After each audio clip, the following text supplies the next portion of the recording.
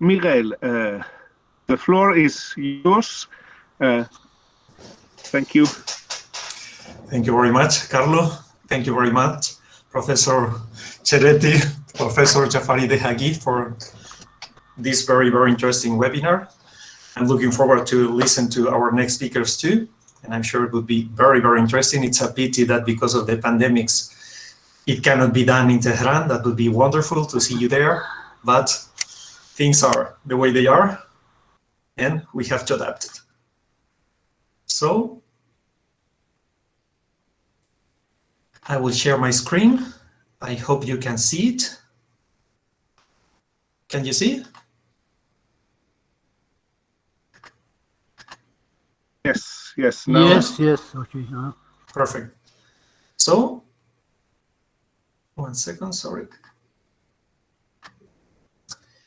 This is the topic of my talk. I will talk about the Zoroastrian Zen literature. The title of my presentation would be commenting on the tradition, if you want to, the Zoroastrian Zen literature. This is, as many of you, of course, would know, a page of an Avestan manuscript, an illuminated manuscript, but this is just a text written in Avestan. Why I chose only an Avestan text if I'm talking about the Zen? I will explain right now. First of all, this is the structure of my presentation. I will first talk about the concept of the Zen. What's the Zen? What we called the Zen. I will give a very, very short and chronological overview of the extant Zoroastrian commentaries, of course linked to the concept of the Zen. And finally, I will introduce a discussion about the possibility, very likely, as we will see, that there was an Avestan Zen, or at least parts of it. First of all, what is the Zen? As you can see here, the Pahlavi term Zen generally refers to Pahlavi translations and commentaries of Avestan texts, composed and transmitted by each exegetical school. These Zen, in plural because there were many, were the source of most Zoroastrian religious literature during post-Sasanian times. In the Pahlavi sources, the terms Avastag Ud Zen, the Avesta, the compendium of texts composed in Avestan, better said, and its Pahlavi translation with commentaries, comprise the whole authoritative Zoroastrian literature. As many of you know, the Pahlavi translations with commentary had been usually, the main focus of the research concerning the Zen. Very important scholars in our field, like for instance, Alberto Cantera, Judith Josephson, Dan Shapira, Shaul Shaket, and many others have written very important contributions on the study of the Zen, but on the Pahlavi translations and commentaries of Avestan texts. This is the term usually conceived as Zen. Here, in order that you can see an example, you see the manuscript L4 in the British Library, the very famous manuscript L4, now renamed under the signature 4600. This is a manuscript with the Avestan and Pahlavi versions of the ادبیات. And this is one of the oldest manuscripts of the Zoroastrian literature. Here, for instance, you can see how these manuscripts look like. Many of you would know for sure, but for those of you who don't, this is the beginning of the chapter 13:9 of the ادبیات. This is the Avestan text, the one I'm following with the pointer, you see, until here, and then you find its Pahlavi translation immediately after, and so on. Then you have another sentence in Avestan, and its Pahlavi translation, and so on. So you have Avestan text, Pahlavi translation, Avestan text, Pahlavi translation, and so on. Sometimes these Pahlavi translations include also commentaries that might be short or long. This is another example of a more complex manuscript. This is also a manuscript with translations, but not only Pahlavi translations. This is a manuscript K30 in the Conli Bibliothèque or the Royal Library in Copenhagen, and it contains Avestan text, Pahlavi translation, Bahazand translation, which is Avestan script but Pahlavi language, so it's basically a Pahlavi translation written in Avestan characters, and also written upside down, the Sanskrit translation of it. So it's a quite complex manuscript, but if we are talking about the Zand, we should take into account these different layers. It is not only Pahlavi translations. In order to understand more properly what's the Zand literature and what it implies, especially regarding commentaries, we have to take a very, very short, but at least chronological overview of these Zoroastrian commentaries. First, as we will discuss right now, they were most probably commentaries in Avestan to certain Avestan texts. These commentaries might have been composed during the second and first millennia of the BCE, so before the Common Era. We have traces or perhaps some hints about the existence of Parthian commentaries that were perhaps written between the 3rd century before the Common Era up to the 5th century of the Common Era. We have the very well studied Pahlavi translations of Avestan texts that comprise 3 main layers, 3 divisions into different periods, the oldest of which are the Sasanian Pahlavi translations from the 3rd to the 7th centuries of the Common Era.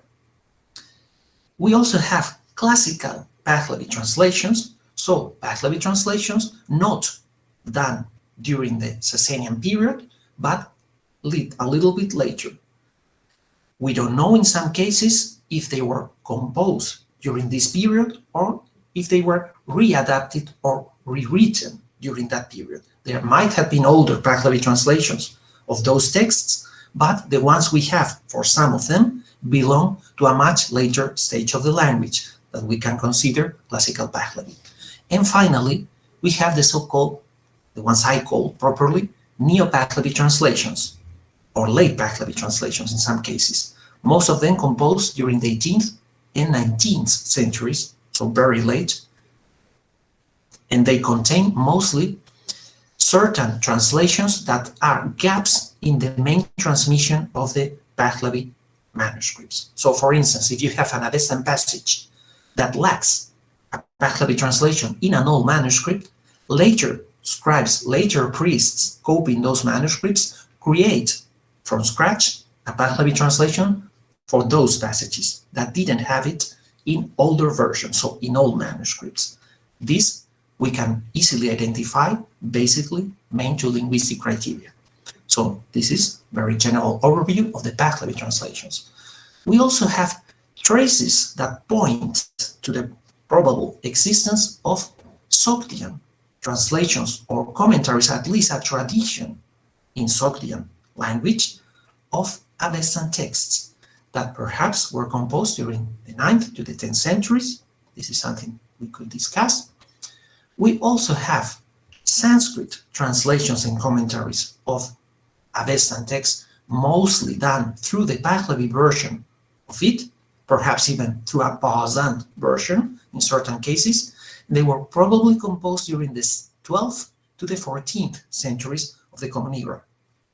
We also have, of course, New Persian translations and commentaries of Zoroastrian texts, mostly composed during the 15th to the 18th centuries of the Common Era. Most of them are contained in the compiled Revayat, the famous Revayat of some Zoroastrian authorities of the period. And we also have Gujarati translations and commentaries of Zoroastrian texts, mostly composed from the 15th to the 20th centuries of the Common Era. So this is a very general overview of the existence of a literary tradition, of course, probably going back to an oral period and finally written down, but at least a very old transmission and tradition that commented the sacred texts and transmitted this type of commentaries, mainly through translations, in different periods and in different languages. So you see a chain that probably was not interrupted. But the question is, how old is this tradition? We know very well the tradition of the Pahlavi translations of Avestan texts. As I mentioned, we have some hints pointing to the existence of perhaps other parallel traditions in late periods, in Parthian, in Sogdian, but what happens in older periods is something that was created only due to the necessity of interpreting the language, of translating the language that was no longer or not so well understood in later periods. Probably that was not the case. They were already Zan, they were already commentaries to Avestan texts in Avestan. What are our main clues to demonstrate this? First, we have few examples, but some of them, of young Avestan exegesis of young Avestan texts. For those of you who don't know, remember that the Avestan texts are composed in three different variants, dialectal variants, that we designate as young Avestan, middle Avestan, that was a concept introduced by Xavier Tremblay, and also by some other scholars who developed it, like Éric Pirard, John Kellens, and some others. And we also have Old Avestan texts. So 3 layers, Old Avestan, Middle Avestan, and Young Avestan. They are not only chronological layers, but also dialectical variants. And do we have any trace of these Young Avestan commentaries of Young Avestan texts? We do in certain cases. For instance, we have here a passage of the Videv, that the chapter 8, talking about the Varshnum. The Varshnum ceremony is one of the most important Zoroastrian purification ceremonies. And here we have, literally, I will just read the translation and only comment the Avestan words that, in my opinion, imply a short commentary, a short explanation. It says, maker of the material creatures, righteous, and if the good waters reach first the top of the head, which part does this lie Nasu, the demon of impurity, hurl itself to? And Ahura Mazda said, then this lie Nasu hurls itself towards him or her, I will discuss this now, between brackets, what I consider a gloss, a small commentary, a small explanation, from the part between his or her eyebrows.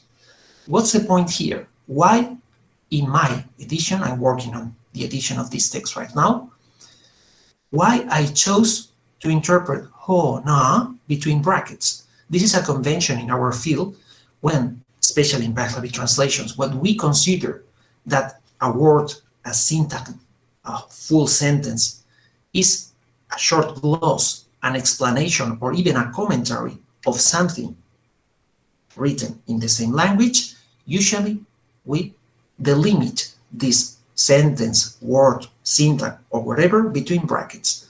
I delimited this between brackets because, in my opinion, this he that could be in Avestan masculine or feminine was explained in this very concrete context. Because remember, in the Varshnum ceremony, each part of the body is purified, and depending, of course, if the part of the body belongs to a man or to a woman, they have to be very precise and very concrete. In this passage, what the composer of the text said is he, him or her. But because we don't know, or at least there was probably a discussion about the possibility that it was unclear if this part of the ceremony referred to a man or to a woman, someone in an old period, because this text was composed in Young Avestan, but the words explaining this pronoun, this he, are also written in Avestan, this gloss was probably composed in a period in which Avestan was still spoken. So this is exegesis in Young Avestan on an Avestan text, a Young Avestan text. So Young Avestan text explaining another Young Avestan text. And ho na means literally in Avestan, this man. This is basically explaining that he, in this very concrete part of the ritual, refers not to a woman, but to a man. So, ho, na, this man, is basically ruling out that he should be translated as her. So, in this context, he means him. And the short explanation, ho, na, demonstrates that.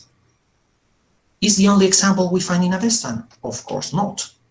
There are some more, but I will discuss a few of them because we have a limited time, of course.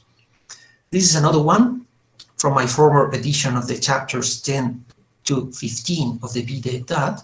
And here I also realized that a very strange, well, strange actually, a technical term, chiauthnwarism, was explained by a similar syntagm instead of a compound, a verbal syntagm.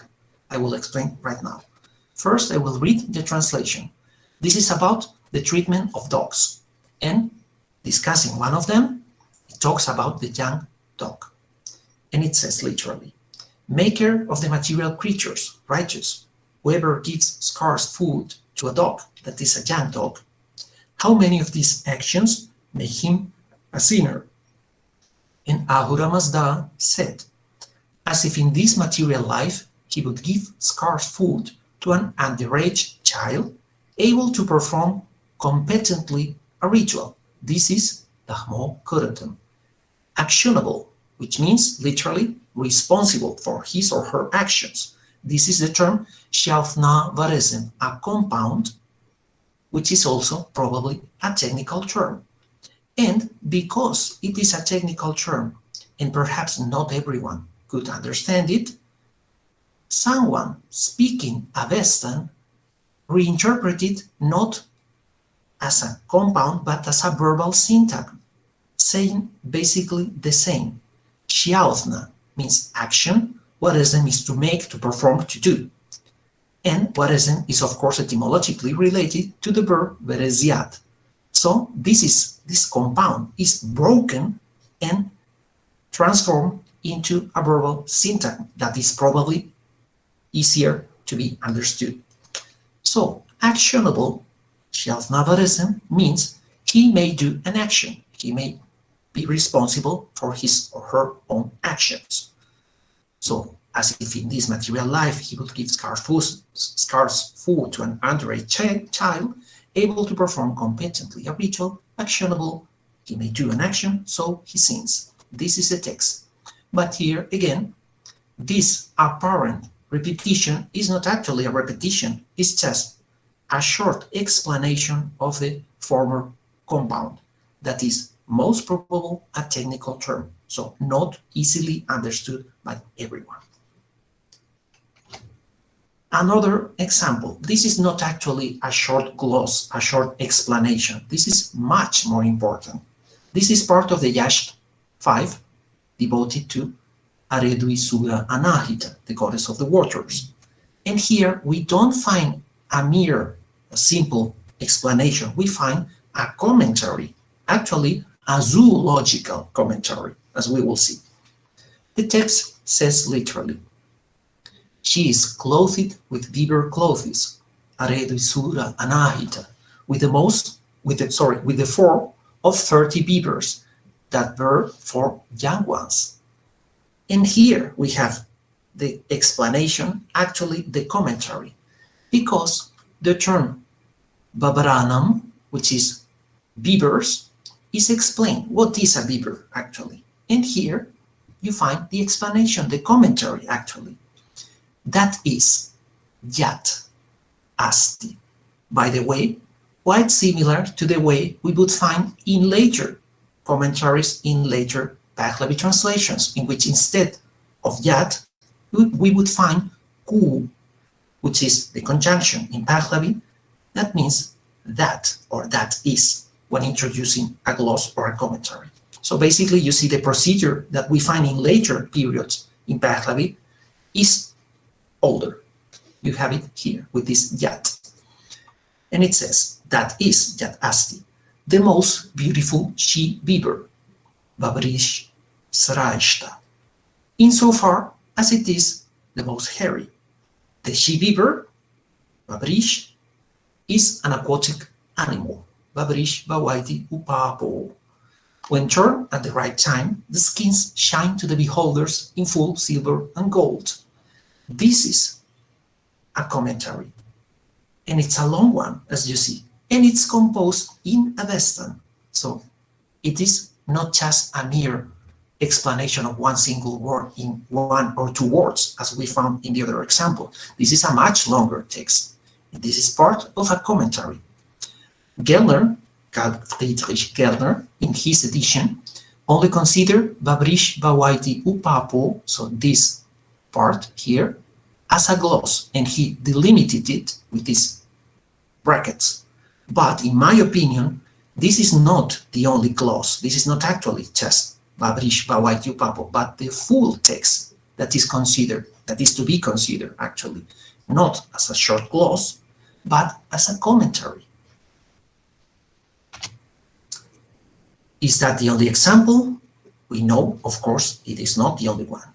Young Avestan exegesis of Old and Middle Avestan texts also existed, and this is well known in the field. Apart from the things that are well known in the field, more recently, Jean Kellens pointed out a very, in my opinion, important consideration, which is the fact that the texts intercalated within the Old Avestan text in the Víspera ceremony are azand, explaining the most important words of each god. This is a very important consideration that was not said before, and I have to say that I agree with Jean Kellens' opinion. And we will see, apart from this, of course, very important consideration that was recently published, another very well example known in the field of Young Avestan commentaries on Old and Middle Avestan prayers that were already discovered by Anquetil Duperon, so in the 18th century. These are the parts, the chapters of Yasna 19 to 21 about the Yatha Ahu Bairio, the Hashem Bohu, and the Yenhe Ha'adam. These texts of the Yasna are commentaries of these three prayers. Here we have the example of Yasna 21, which is commenting the Hashem Bohu. Here it is said literally, Ahura Mazda pronounce the formula, Hashem Bohu Bahishtem Asti. The syntagm Bohu Bahishtem before the word Ahmai means, literally teaches, Chinasti, that Bohu, good, is related to Bahishtem, the best, like Waitawe to the relative is related to Waitatem relation. Thus, it makes sense. Literally, thus it makes the teaching. I propose a different translation regarding to the one published by Jean Kellens, but I think this is exactly what the text means. It is not just, of course, an explanation about the religious meaning of the text, because this is also part of the Yasna 20. This is also a very clear linguistic explanation in which Bohu Bahishtem is referred. In a linguistic comparison, Bohu is connected to Bahishtem in the same way as Huaytawe is related to Huaytatem. So the point is how to interpret this. There are three possibilities. One is Yasna 21, a morphological stylistic explanation of, sorry, a morphological, not stylistic. I made a mistake, sorry. 1 second. Morphological explanation of Bohu Bahishtem in connection with Huaytawe Huaytatem. This syntax, by the way, is parallel to Yasna 39:5. Huaytaush Huaytata. Is this a morphological explanation, equating Bohu to Bahishtem in the same way as Huaytawe is linked or equated to Huaytatem? That's a possibility.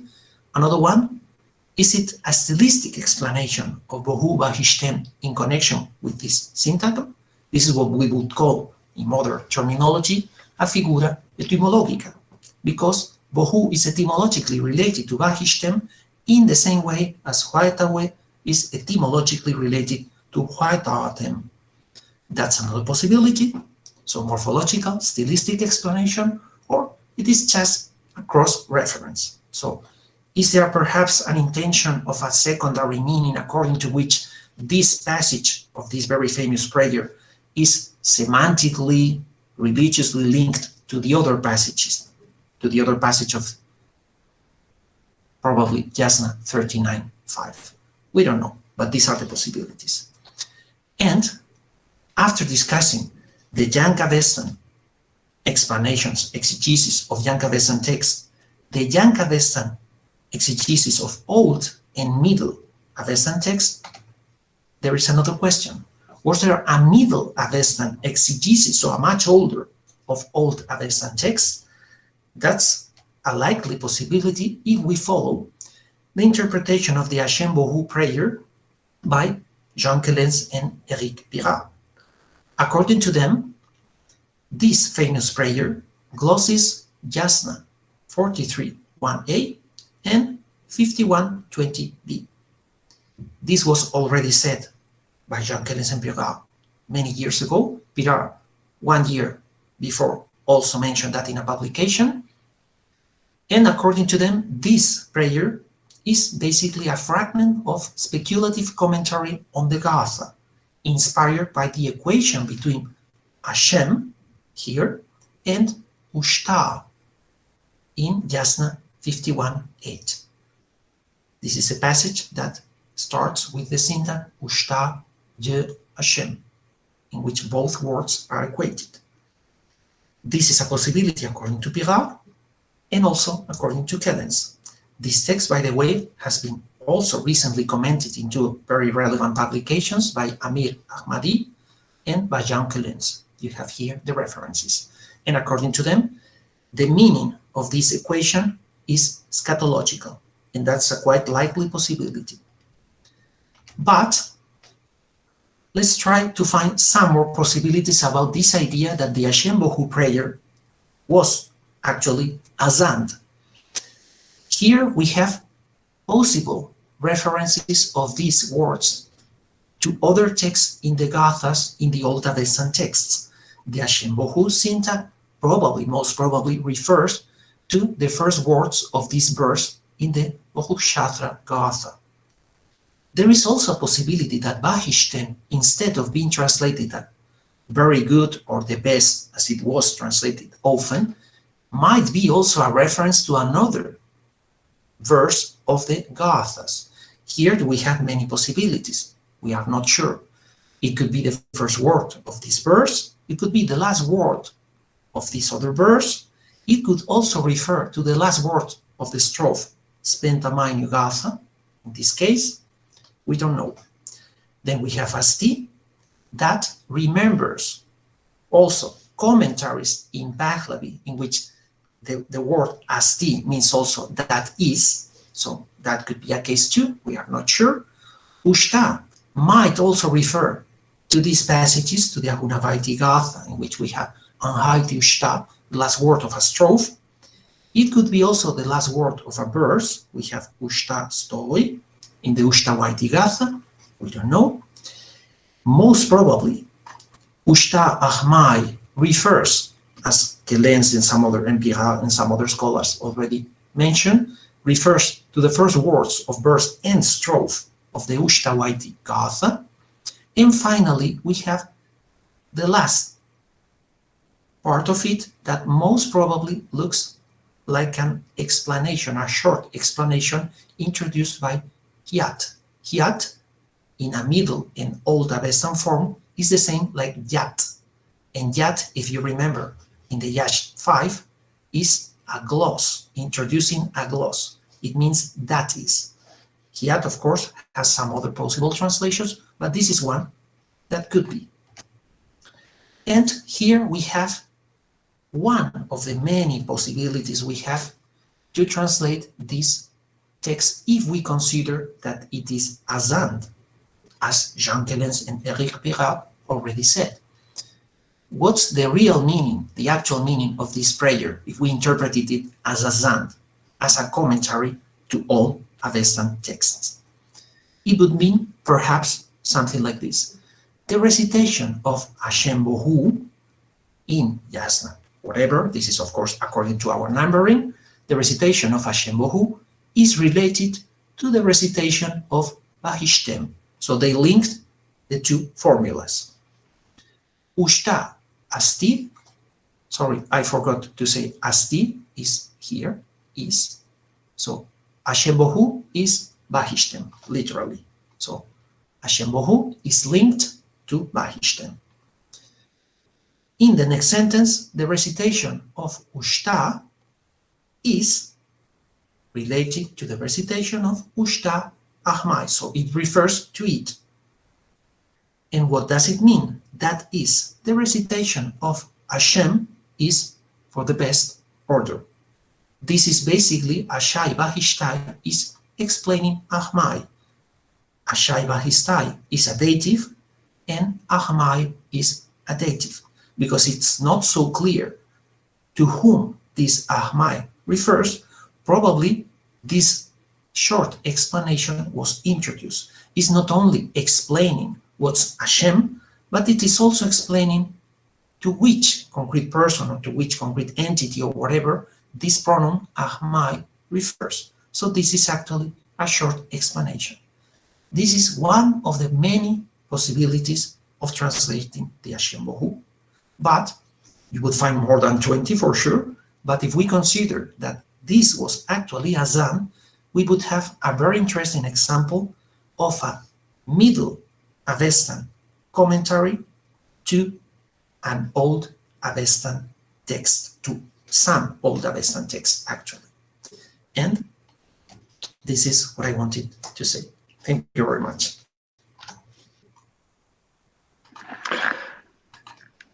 Thank you very much, Miguel. We are running a few minutes late, but I believe that we have the time to take one or more short questions if someone has a question. Excuse me, Carlo. Yes. Someone, Alberto Bernard, had a question from you. I mean, I am sorry, I forget to tell you before. But I just wanted, just as a question,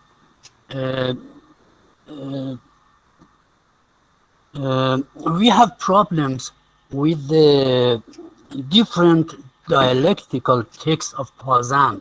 What do you think of those texts with different dialects?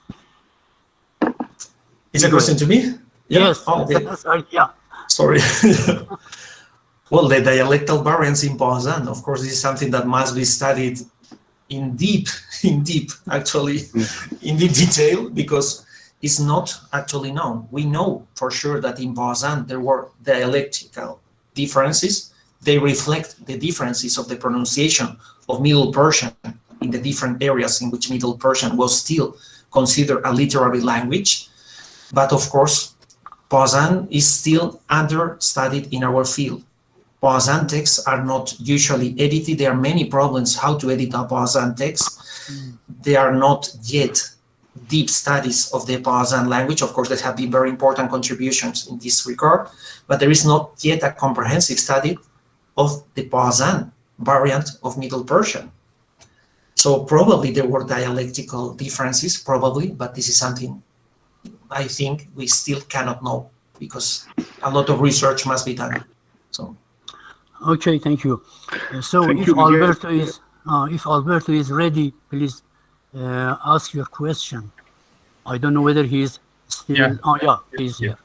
So my question is, Professor Fretti, whether you think that if the geographical literature was part of the Huadaina Mag, I was wondering whether we can find in the Arabic literature, Arabic historiography, some case of correspondence between, for instance, the foundation of cities.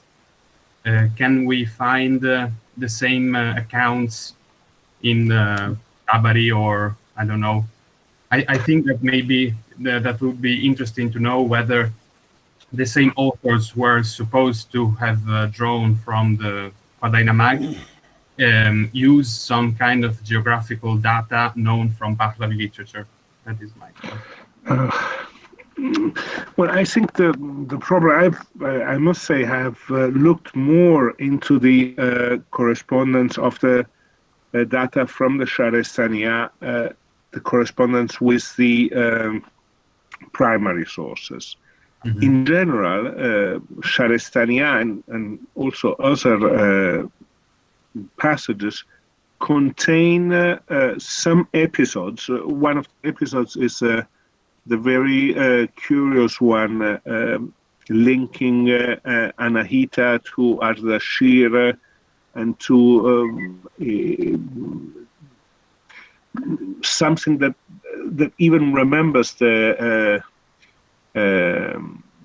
Proserpine's myth in classical literature, which are found also in later texts. Specifically, this one on Anahit and Manushir has been studied by Ahmad Tafazuli in a Persian article. So there are some correspondences.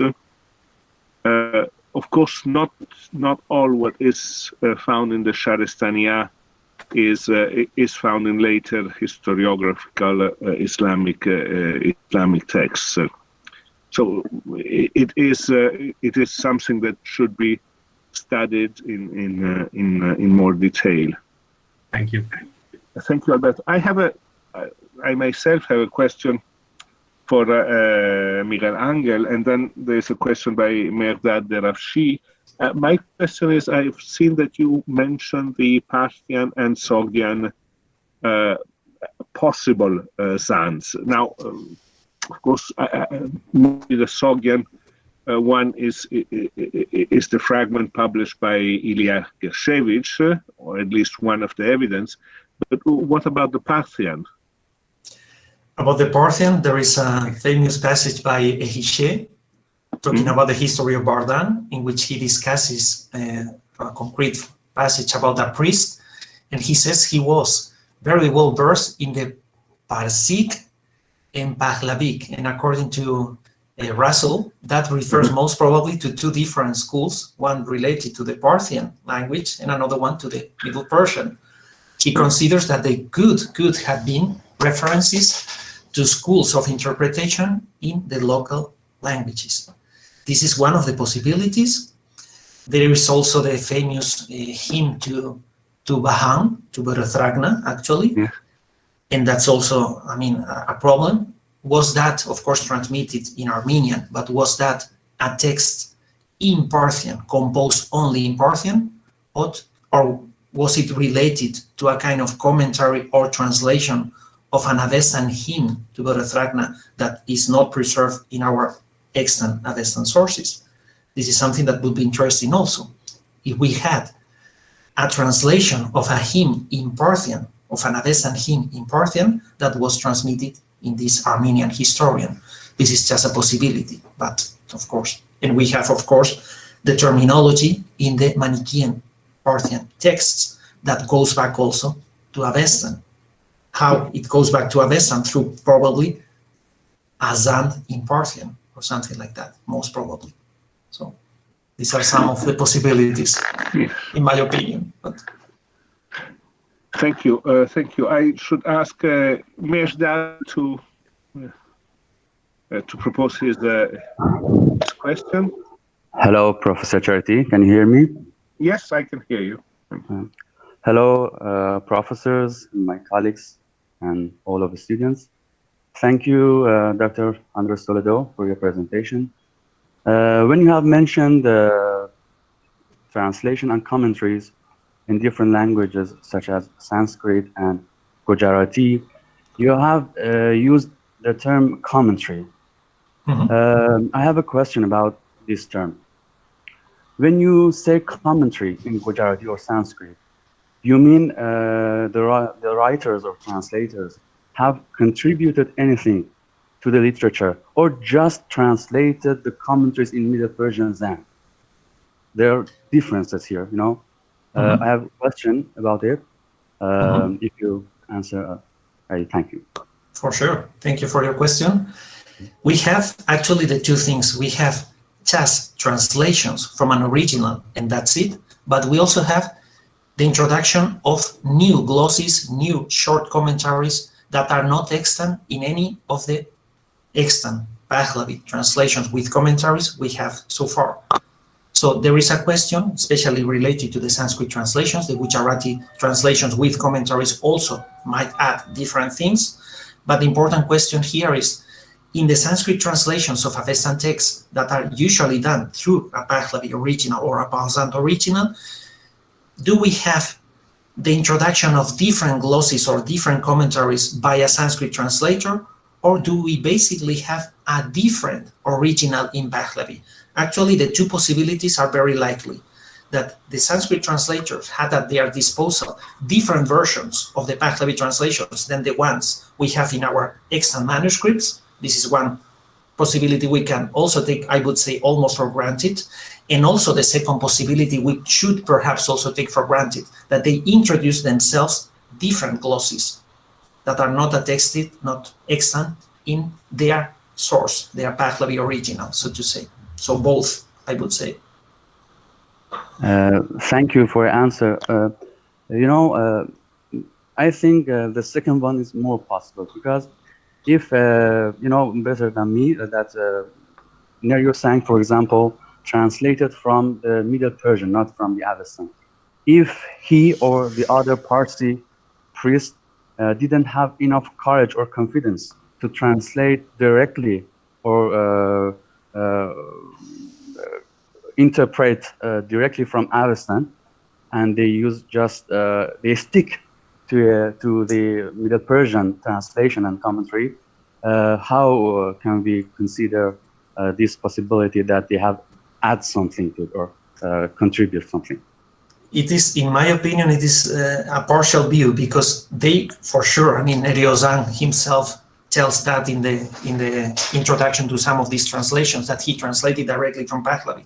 But we know, because of the technique of the translation, that in many cases, at least in some of them, he was aware of the similarity between Avestan and Sanskrit when translated, because many words are almost identical. For instance, you have Avestan namaste, which is almost identical like namaste in Sanskrit. Even a very basic translator without almost no knowledge would realize that both things are almost identical. So we know that even if he was translating from Pahlavi, he took a look sometimes also to the Avestan original, who he could understand parts of it for sure. And it is also quite likely, if he was mastering the Sanskrit language, of course, in a very concrete variant of the Sanskrit language, if he mastered the Sanskrit language, why was that not possible that he would introduce short explanations in the language he mastered? That happens very often when you are translating into your mother tongue. You might also add between brackets in your translation things that you consider perhaps are not so clear if you translate word by word. So why not? I think we should not discard both possibilities, I think, but it's just an opinion, of course. Thank you very much. Welcome. Carlo, may I tell you something? Since you know Persian, I mean, all you know Persian very well. If there is anyone who wants to ask a question in Persian, please let us question. اگر که کسی سوالی به فارسی میخواد بپرسه، با توجه به اینکه همه شما فارسی هم میدونم من اینو بهتر از من میدونید، اینه که خواهش میکنم که اگه کسی سوالی به فارسی هم داره میتونه مطرح کنه، به ضمن اینکه ما بعضی مقالاتمون هم امروز احتمالاً به فارسی خواهد بود. متشکرم.